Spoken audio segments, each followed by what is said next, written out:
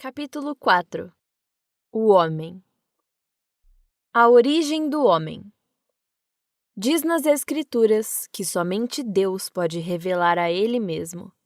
Da mesma forma, apenas Ele realmente conhece o homem, pois é seu Criador. E quando as falsas filosofias representarem erroneamente a natureza humana, será de suma importância conhecer a verdade sobre esse assunto. E assim, poderemos entender as doutrinas do pecado, juízo e salvação, que se baseiam na versão bíblica sobre o homem. Criação especial. Deus criou cada criatura segundo sua espécie e as deixou para evoluir de acordo com sua verdade. O que diferencia o homem das criaturas inferiores é a declaração de que Deus criou o homem à sua imagem. Evolução. Em contrapartida à criação especial, surge a teoria evolutiva. Nela, acredita-se que em tempos remotos surge uma centelha de vida, a qual não se sabe de onde veio, e dela criou-se todas as espécies.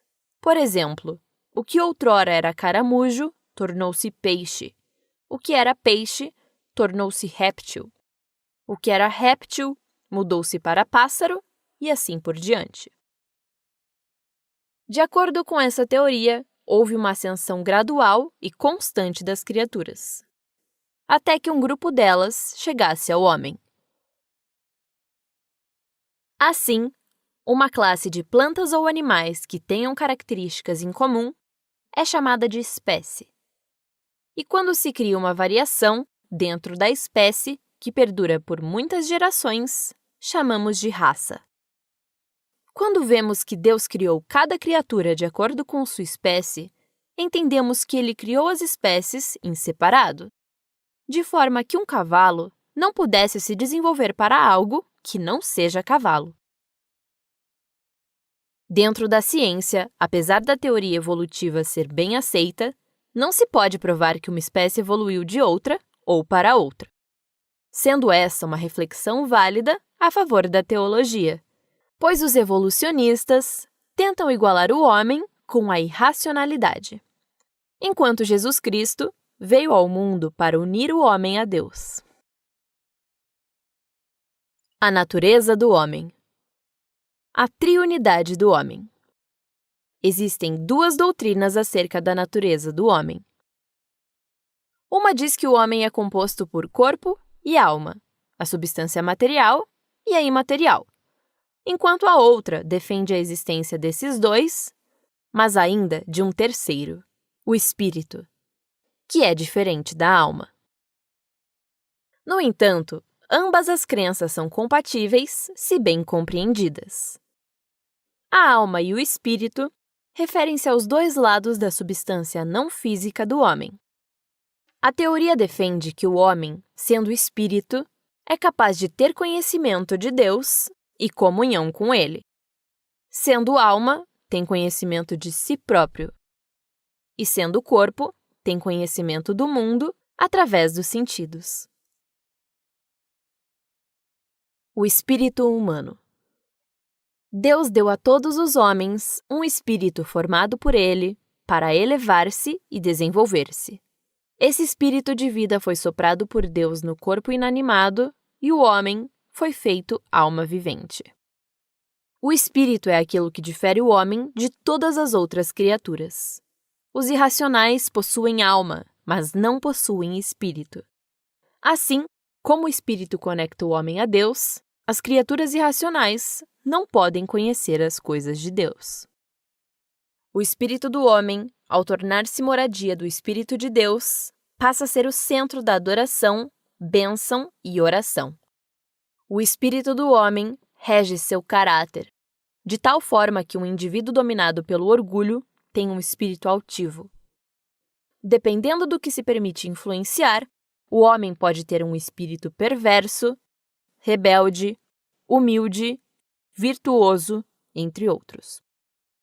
Quando as paixões mundanas dominam o espírito, significa que a alma destronou o espírito e ele já não domina mais. Então, é necessário um espírito novo, que pode ser concedido apenas por Deus, aquele que soprou a vida ao homem. E a partir de então, o espírito do homem deve buscar a constante renovação por meio do Espírito de Deus. A alma do homem. A natureza da alma. A alma é o princípio inteligente que domina o corpo e surgiu a partir do sopro de vida de Deus. No entanto, não se deve presumir que a alma seja parte de Deus, pois a alma peca. De outra forma, deve-se entender a alma como obra de Deus. Deve-se notar 4 distinções da alma. A alma distingue a vida humana e a vida irracional da vida inconsciente, como plantas e coisas inanimadas. A alma do homem o difere dos irracionais. Isso porque os irracionais possuem uma alma terrena, que só vive enquanto durar o corpo. Mas a alma do homem é vivificada pelo espírito humano dado por Deus. A alma difere os homens entre si, sendo a base da individualidade. Na Bíblia, a palavra alma é usada muitas vezes para se referir à pessoa, como em Êxodo capítulo 1, versículo 5, onde 70 almas se refere a 70 pessoas. A alma difere os homens também dos anjos, que são espíritos superiores, pois esses não possuem corpo como o homem. O homem enche um corpo com seu espírito e alma e passa a viver pela terra com limitações terrenas. Já os anjos não vivem por esses limites, sendo espíritos superiores, criados e finitos, enquanto Deus é espírito eterno e infinito.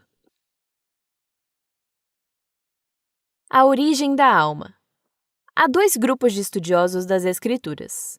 Um deles afirma que a alma vem de criação inédita de Deus, embasando-se nos textos de Isaías, capítulo 57, versículo 16, por exemplo. O outro grupo aponta que a alma é transmitida pelos pais, usando de embasamento, principalmente, a natureza pecaminosa de Adão. A origem da alma pode ser explicada pela colaboração de Deus e dos pais. Ou seja, o homem gera o homem em cooperação com o Pai dos Espíritos. O poder de Deus domina o mundo. Assim, todas as criaturas existem segundo as leis ordenadas por Deus. É por isso que os processos normais da reprodução humana acontecem segundo as leis da vida, fazendo com que a alma nasça no mundo. Alma e corpo. A alma é a depositária da vida. Um corpo sem alma está morto.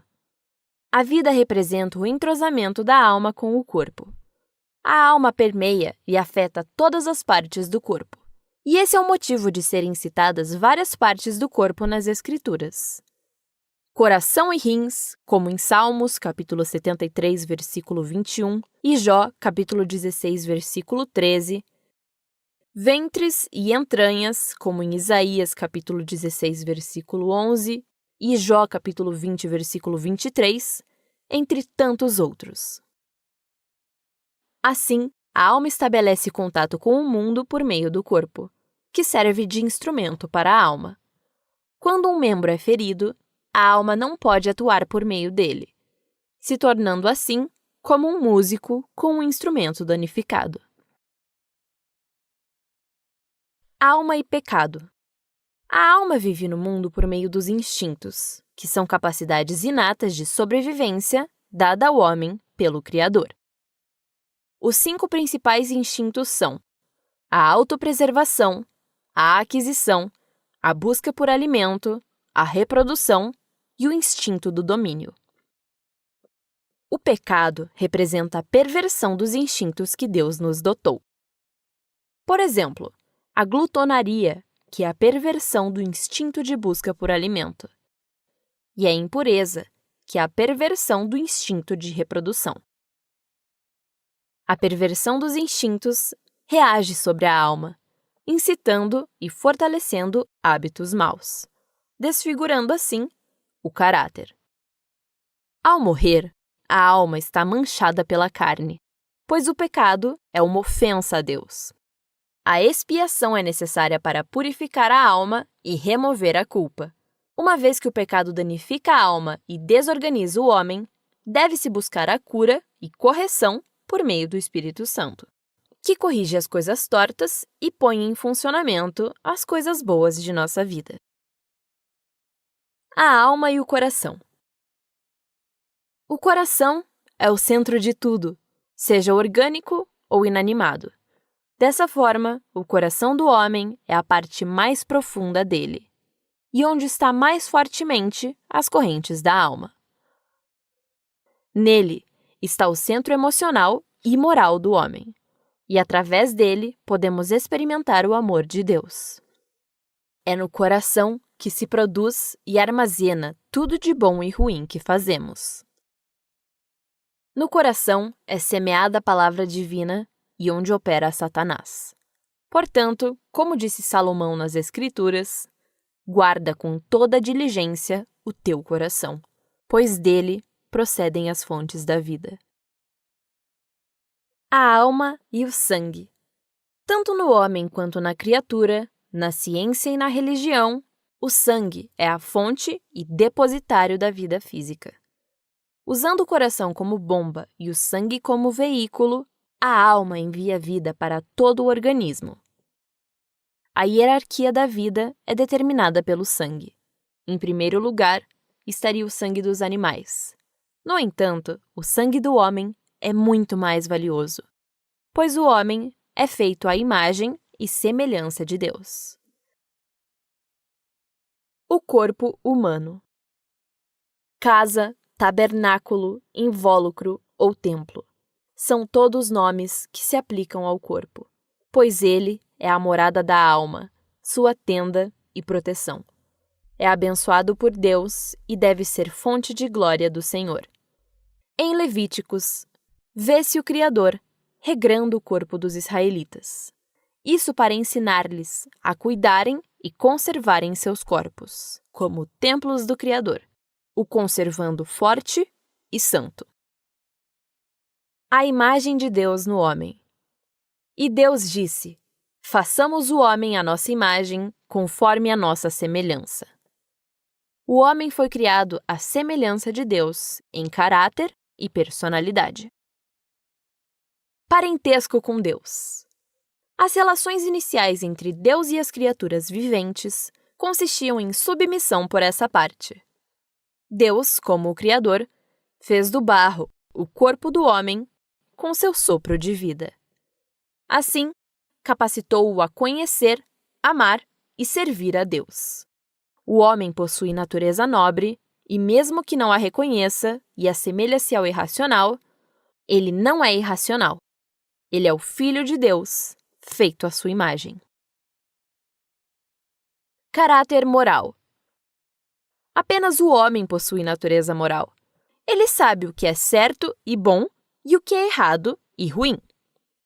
O animal não faz essa diferenciação. Pode até ter bom comportamento, mas isso porque é a vontade de seu dono, que assim o ensinou. O homem é capaz de se relacionar com Deus. Já o animal, não. Razão. Deus dotou o homem com o dom da razão, inexistente nos animais. Com ele, o homem vive em sociedade, cria diversos aparatos tecnológicos e outros bens que lhe facilitam e agradam a vida. O homem não é apenas uma criatura da natureza, ele é senhor dela. Tudo isso para poder adorar e servir ao Criador. Capacidade para a imortalidade.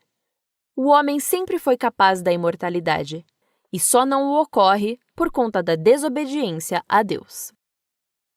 No entanto, Cristo veio ao mundo para trazer novamente a imortalidade àqueles que servem ao Senhor. Domínio sobre a terra. Deus fez o homem à sua imagem e semelhança, e deu a ele o domínio sobre os animais, mares e terra. O homem povoou o mundo e o encheu de suas criações, tal como o Criador, mostrando sua semelhança com ele. O homem deveria ser o representante visível de Deus. No entanto, com a desobediência, o homem perdeu a imagem divina, de forma que agora não pode mais salvar-se a si mesmo, a não ser por um ato de graça vindo do próprio Criador.